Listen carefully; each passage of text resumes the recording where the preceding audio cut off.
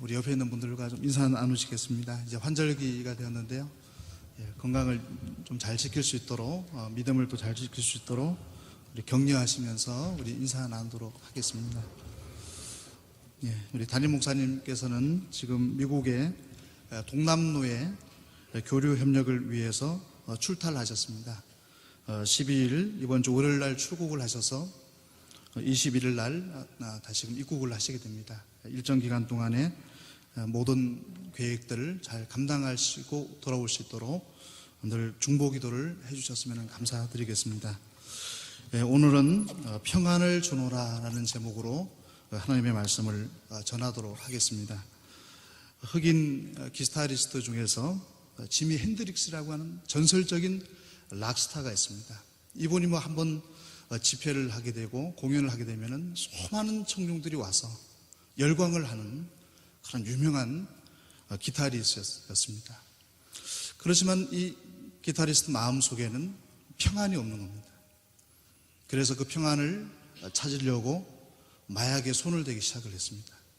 근데 마약을 통해서도 참된 평안을 누릴 수가 없었습니다. 그래서 하루는 지미 핸드릭슨이 공연을 하게 됐을 때 많은 청중들이 모여서 열광적으로 공연을 하게 됐습니다. 공연이 끝나자 많은 이들이 박수를 치면서 영광을 했는데 갑자기 순간적으로 모든 박수와 갈채가 그친 순간이 찾아오게 된 것입니다. 왜냐하면 그 지미 핸드릭슨이 무대 앞에서 무릎을 꿇은 자세로 움직이지 않은 채 그대로 있었던 것입니다. 그래서 모든 청중들이 도대체 무슨 일이 일어났는가 궁금해하는데 이윽고 침묵을 깨고 지미 핸드릭슨이 관중을 향해서 청중을 향해서 이런 말을 하는 겁니다. 여기에 누구 참된 평안을 아는 사람이 있으면 공연이 끝나고 무대 뒤에서 저를 만나 주십시오 라고 강구를 했던 것입니다. 그런데 아무런 관객도 지미 핸드릭슨의 초청을 응한 사람이 없었습니다. 며칠 후에 그는 약물 과다 복용으로 생을 마감했다라고 하는 안타까운 이야기가 전해지고 있습니다. 요즘 보도되는 뉴스들을 보게 되면 대부분의 사람들이 공통적으로 느끼는 하나의 감정이 있습니다. 평안을 갖지 못한 사람들의 이야기다라는 것입니다. 뉴스에 등장하는 사람들은 다 세상적으로 보면 성공한 사람들입니다.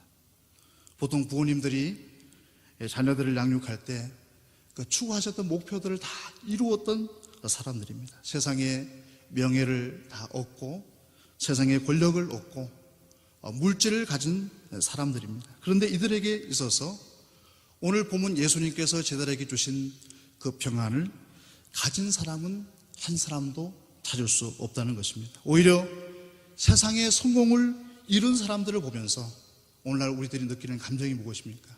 불쌍하다는 생각을 갖게 되고 안타깝다는 감정을 가지게 되는 것입니다. 우리 부모님들은 자녀들이 세상의 명예를 얻고 세상의 권력을 얻고 물질에 있어서도 부유한 사람이 되기를 소망을 합니다. 또한 이 땅에 태어난 사람이라면 모든 분들의 마음속에 세상적인 성공에 대한 소망을 한 번 정도는 다 가졌을 것 같습니다. 가끔씩 TV에 보면 나는 자연인이다 라는 프로그램이 있습니다. 가끔씩 저는 재미있게 보는데요. 저희 고향도 시골이다 보니까는 이 산속 생활이 참 재미있게 느껴집니다.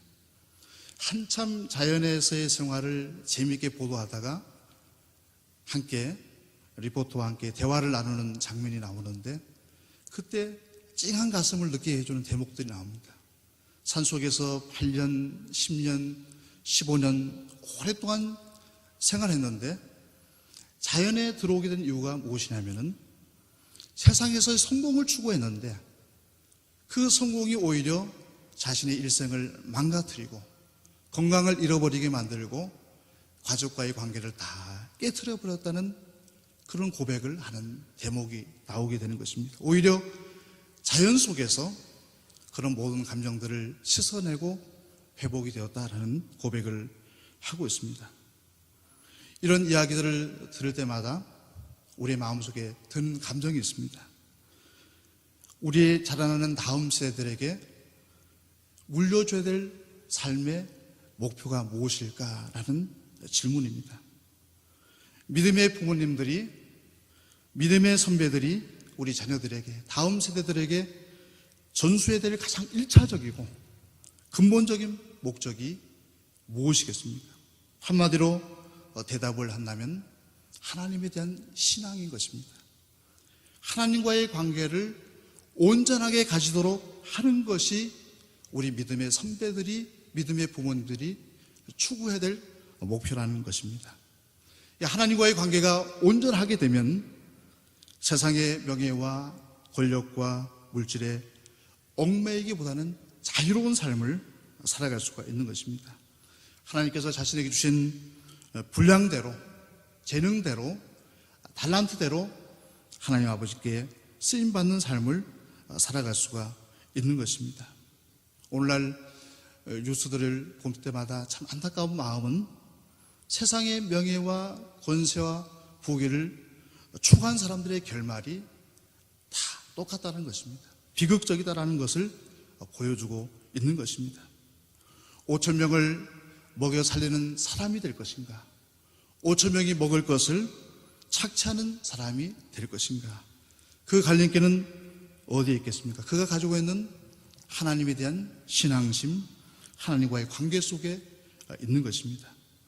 신앙을 가진 사람에게 물질이 있게 되면 어떤 일이 나겠습니까? 요양원을 짓고 고아원을 또 짓고 타가서를 짓고 세상의 유익을 위해서 사용하는 것입니다. 그러나 세상의 욕망으로 가득 찬 사람이 물질을 갖게 되면은 모텔을 짓고 카지노를 짓는 것입니다. 가끔씩 이제 시골을 가다 보면은요, 한적한 곳에 도저히 사람이 지나갈 법한 장소가 아닌데도 불구하고 모텔이 지어져 있는 것을 볼 때가 있습니다. 그걸 볼 때마다 그런 생각이 듭니다. 저 돈을 가지고 세상의 유익을 위해서, 세상의 가난한 자들을 위해서, 어려움 속에 있는 자들을 위해서 사용한다면 얼마나 좋을까라는 생각을 하게 됩니다.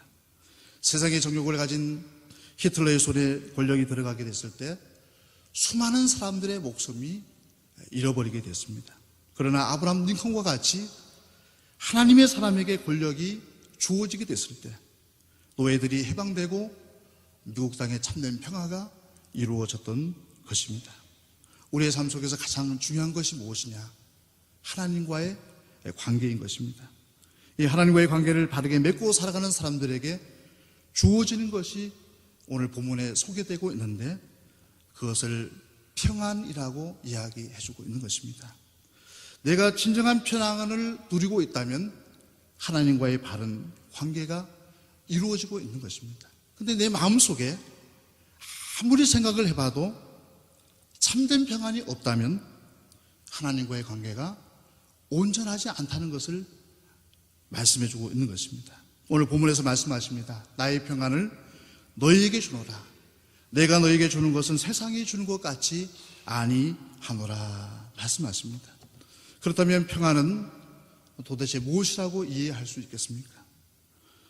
보통 생각하면 이 평안을 얘기할 때 육신적으로 먹을 걱정이 없고 입을 걱정이 없고 잠잘 걱정이 없으면 평안하다라고 생각할 수가 있습니다. 고된 노동을 하고 나서 잠깐의 꿀잠을 자게 되면 그것이 얼마나 평안한지 모릅니다. 회복을 주는지 모릅니다. 그런데 한 달 동안 놀면서 살아가라고 한번 해보십시오. 그 노는 시간들이 오히려 지옥같이 느껴지게 되는 것입니다. 육체적인 평안함도 우리에게는 참된 평안이 아닌 것입니다. 정신적인 평안함도 참된 평안이 될 수가 없습니다. 정신적인 평안함도 오래 갈 수가 없습니다. 하루에도 우리들의 마음과 생각 속에는 우리들의 마음을 불편하게 하는 일들이 얼마나 많이 생겨나는지 모릅니다. 한 가지 일을 해결하게 되면 이제 좀 평안하게 살겠구나 생각했는데 또 다른 문제들이 우리의 삶 속에 찾아오는 것입니다. 이 땅에서 정신적인 평안함을 누릴 수 있다고 생각한다면 그것은 착오와 같은 것입니다. 거의 불가능하다고 말씀을 드릴 수가 있습니다. 오늘 본문에 등장하는 이 평안이라는 단어가 헬라어에서는 에이레네라는 단어를 사용하고 있는데 이 두 가지 원어적인 의미가 있습니다. 첫째는 전쟁이 끝나게 됐을 때 전쟁의 위협이 없는 상태를 오늘 본문에서 평안이라는 단어를 사용하고 있습니다. 또 하나는 저희들이 너무 잘 알고 있는 단어입니다. 샬롬이라는 단어입니다. 저희들이 기독교인들이 만나게 됐을 때 샬롬이라는 인사를, 평화라는 인사를 하게 되는데 이 여호와 샬롬이라는 것은 주의 평화를 뜻하는 것입니다. 샬롬은 우리의 마음속에 불안과 갈등이 없는 완전한 정의가 실현된 상태를 말하는 것입니다. 그렇지만 우리들이 살아가는 이 땅의 모습을 보면 전쟁이 없었던 적이 없었습니다. 지금도 남북 간의 갈등이 있고 이 한반도를 놓고 세계의 열강들이 이해관계 속에 있습니다. 언제 전쟁이 일어날지 모르는 불안이 계속되고 있는 것입니다. 불안과 갈등이 없는 완전한 정의가 이 땅 속에 이루어진 적이 역사서를 한번 읽어보시면 한 번도 없었음을 알 수가 있습니다.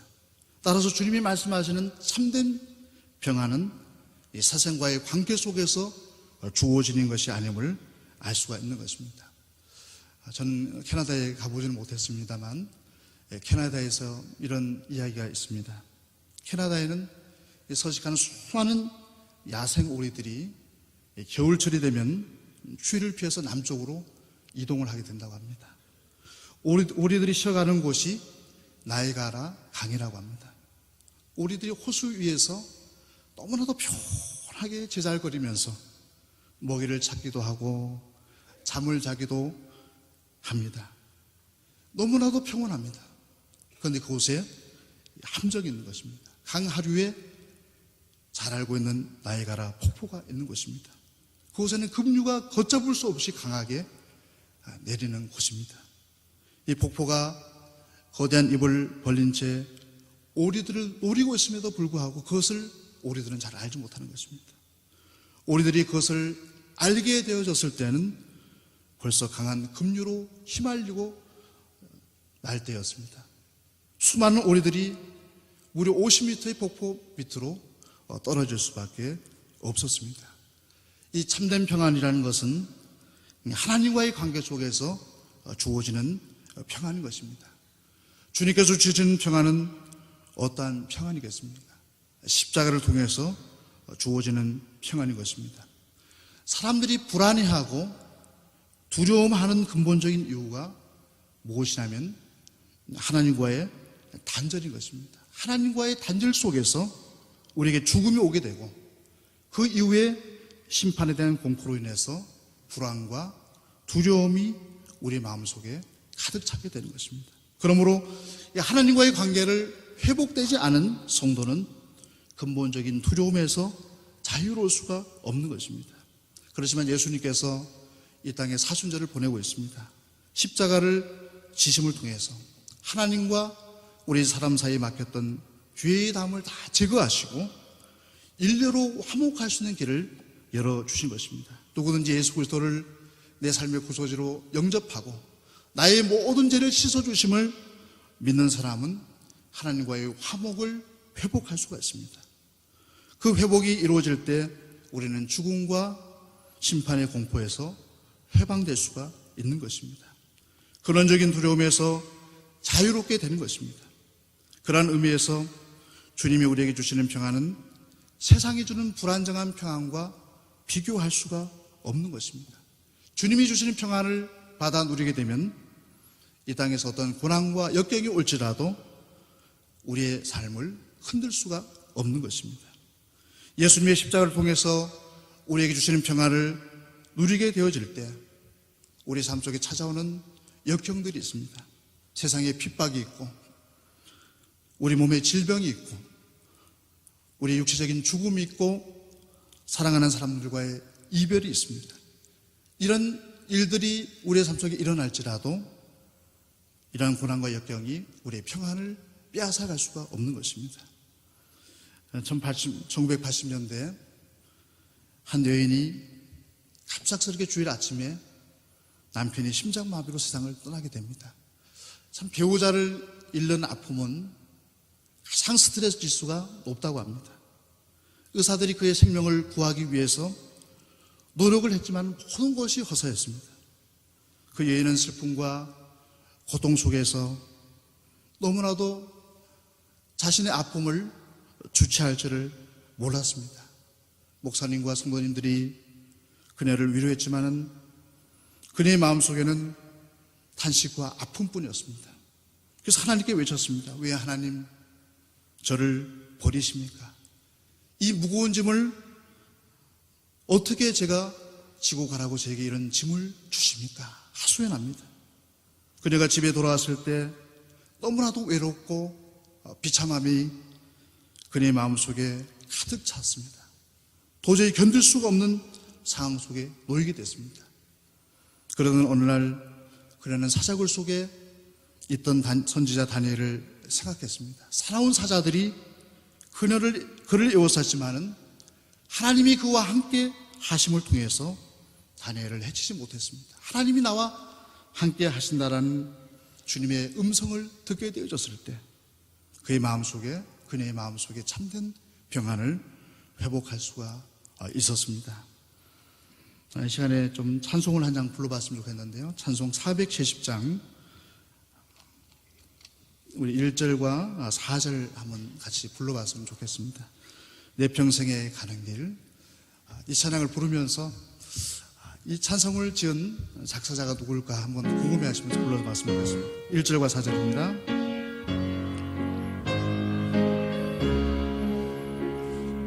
내 평생에 가는 길 순탄하여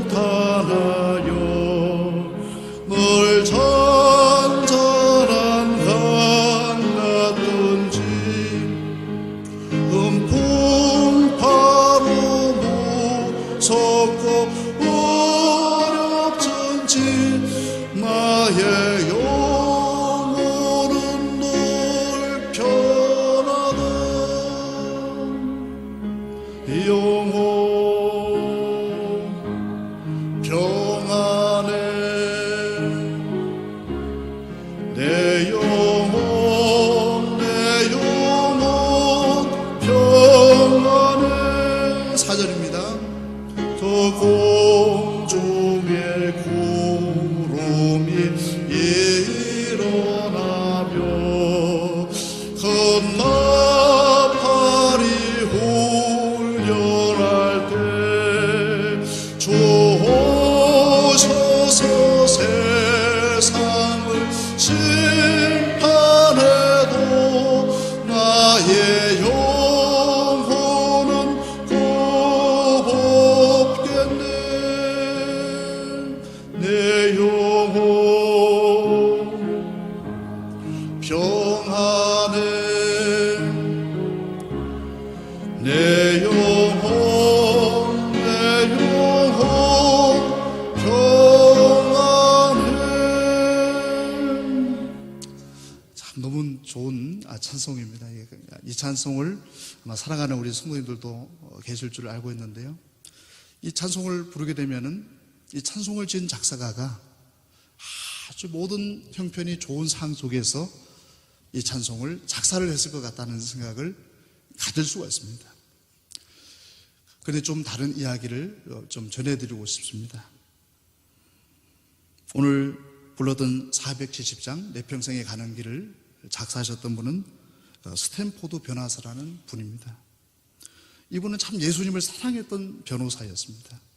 그래서 오랜만에 가족들과 함께 유럽 여행을 계획을 하고 4명의 아들이 있었습니다. 4명의 아들과 함께 사랑하는 아내와 함께 영국으로 가는 배를 타게 됐습니다. 1873년 11월 5일 뉴욕을 떠나서 유럽을 향해 가다가 영국 근교 해협에 이르자 자욱한 안개가 막 앞을 가리는 것입니다. 그래서 선교사님, 변호사님이 가족이 탄 배가 앞에 오는 배를 보지 못하고 정면 충돌을 하게 된 것입니다. 이로 인해서 226명의 사람이 바다에 침수하게 됐습니다. 떨어지게 됐습니다.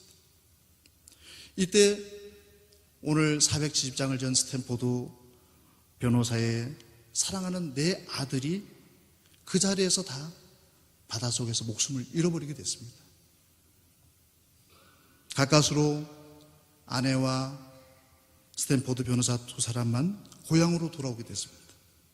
그를 위로하기 위해서 수많은 가족들이 모여들었습니다. 힘을 내시기 바랍니다. 용기를 내시기 바랍니다. 많은 이들이 위로의 말을 했지만 이때 스탠포드 변호사가 단 한마디의 말을 했습니다. 내 영혼 평안합니다 라는 말이었습니다. 조객들이 다 떠난 후에 하나님과의 만남 속에서 주시는 영감이 가득 가슴에 넘쳐나게 됩니다. 그리고 찬송을 작사합니다. 내 평생에 가는 길 순탄하여 늘 잔잔한 강 같든지 큰 풍파로 무섭고 어렵든지 나의 영혼은 늘 편하다. 오늘 본문에 오늘 찬송의 내용을 작사를 하게 되었던 것입니다. 남편을 떠난 여인, 사랑하는 네 아들을 잃은 아버지, 도저히 평안할 수 없는 상황입니다. 그럼에도 불구하고 참 평안을 누릴 수가 있었습니다.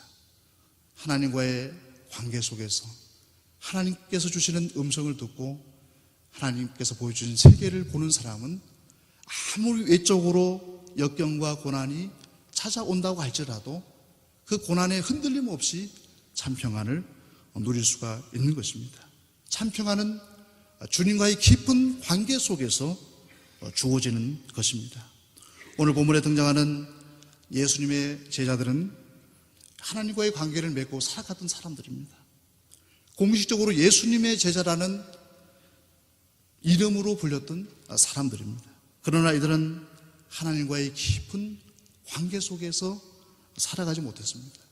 이에 타산적으로 예수님을 따라다니면 좀 더 좋은 것을 얻지 않을까라는 생각으로 예수님을 쫓아왔던 것입니다. 그러나 이들은 하나님과의 관계 속에 있지 못하다 보니까 그 마음속에 근심과 두려움이 가득했습니다. 그런 제자들의 모습을 사랑하셔서 오늘 본문에서 예수님께서 말씀하신 것입니다. 내가 너에게 평안을 주노라. 내가 주는 평안은 세상이 주는 평안과 같지 않다. 너희는 마음에 근심하지도 말고 불편해하지 두려워하지도 말라라고 말씀해주고 있는 것입니다. 하나님과의 깊은 관계를 가질 것을 요청하셨습니다. 제자들은 예수님이 부활 승천하시면 이제는 더 이상 예수님과 함께할 수 없을 것이라고 생각했습니다. 예수님과 이제는 영원히 단절되는 줄로 생각했습니다. 이로 인해서 그들의 마음속에 불안과 두려움이 찾아왔던 것입니다. 이런 상황 속에서 제자들에게 예수님은 평안을 말씀해 주고 있는 것입니다. 근심하지도 말고 두려워하지 말라고 말씀하셨습니다. 오히려 예수님께서 부활 승천하신 것을 기뻐하라고 요청하고 있는 것입니다. 제자들이 가지고 있었던 이 불안은 주님과의 관계의 무지함 때문에 나타난 것입니다. 주님과의 관계가 불완전하기 때문에 나타난 것입니다. 우리 요한복음 14장 18절의 말씀에서 우리 예수님을 말씀하십니다. 내가 너희를 고아와 같이 버려두지 아니하고 너희에게로 오리라고 말씀하셨습니다. 예수님이 부활 승천하신 것은 육체적으로는 우리를 떠나가게 되지만 이제는 보혜사 성령님을 통해서 성령 안에서 우리와 영원토록 함께 하실 것을 약속하신 것입니다. 눈으로는 예수님을 볼 수 없지만 이제는 시간과 공간을 초월하여서 우리의 삶 속에 늘 역사하고 계신 분이 예수 그리스도이신 것입니다. 주님과의 관계가 깊어질수록 우리의 삶에 나타나는 특징이 무엇이냐면 평안인 것입니다. 아직도 예수님을 오랫동안 믿었노라고 고백하면서도 우리의 마음속에 평안이 없고 밖으로부터 시련이 찾아올 때마다 흔들리고 마음의 풍랑이 일어난다는 것은 아직도 주님과의 깊은 관계 속에 있지 못하다는 것을 단적으로 드러내고 있는 것입니다. 주님과의 깊은 관계 속에 있는 성도는 어떤 역경 속에서도 그 평안을 상실하지 않게 되는 것입니다. 우리 사도행전 6장에 등장하는 초대교회 7집사님 중에 한 분이었던 스데반 집사님을 보게 됩니다. 믿음과 성령이 충만했던 스데반 집사님이 그 얼굴이 천사와 같이 빛났다라고 성서는 증언해 주고 있습니다. 복음을 전하다가 유대인들에게 의해서 사로잡히게 됩니다. 결국에는 복음 때문에 돌에 맞아 죽는 처지까지 가게 됐을 때 스데반 집사님이 하늘을 올려다봅니다. 하늘 보좌를 보게 됐을 때 하늘 보좌의 우편에 앉아 계신 예수님을 바라보게 됩니다. 하나님의 영광을 바라보게 되어졌습니다. 그때 스데반 집사님의 얼굴이 해와 같이 빛났습니다. 그리고 고백이 무엇입니까? 주 예수여 내 영혼을 받으시옵소서. 이 고백을 하고 나서 그 돌이 날아오는 그 상황 속에서 무릎을 꿇습니다. 무릎을 꿇고 나서 했던 마지막 기도가 무엇인지 알고 계십니까? 주여 이 죄를 저들에게 돌리지 마옵소서. 성서는 스데반 집사님이 가졌던 그 평안을 이 말을 하고 잔다라고 표현해주고 있는 것입니다. 스데반 집사님이 겪었던 핍박과 아픔은 세상이 감당할 수 없는 핍박과 고난이었지만은 하나님과의 관계 속에서 스데반 집사님이 누린 평안은 이 세상에서 그 누구하고도 비교할 수 없는 참된 평안을 누릴 수 있었던 것입니다. 주님과의 관계가 깊어질수록 하늘의 신비를 깨닫게 될수록 우리의 삶 속에 평안이 찾아오게 되는 것입니다. 주님이 주시는 평안함을 누리지 못하면 하나님 주시는 사명도 감당할 수가 없는 것입니다. 아직도 신앙생활을 내가 오래 했노라고 생각하고 있으면서도 마음속에 참된 평안을 누리지 못하는 성도님들이 있다면 오늘 본문의 말씀을 통해서 내가 내게 참 평안을 주노라 말씀하신 예수님의 말씀을 통해서 참 평안을 누릴 수 있기를 바랍니다. 그래서 여전히 참된 평안을 누리지 못하는 세상 사람들에게 주님이 주시는 평안을 증언하고 그래도 평안 안에서 주님이 주시는 위로를 날마다 경험할 수 있는 축복된 삶이 될 수 있도록 이끄는 사명자로 살아갈 수 있기를 간절히 축원합니다. 은하게 기도드리겠습니다. 하나님 아버지 감사합니다. 참 평안을 누리지 못하는 우리들을 긍휼히 여겨주셔서 감사드립니다. 예수님의 십자가의 사랑으로 하나님과의 바른 관계를 회복시켜 주시고 참 평안을 누리게 하여 주시니 감사드립니다. 날마다 주님과 바른 관계 속에서 참 평안을 누리게 하여 주시옵시고 참 평안을 또 전하는 삶이 되게 하여 주옵소서. 예수 그리스도의 이름으로 간절히 기도드리옵나이다.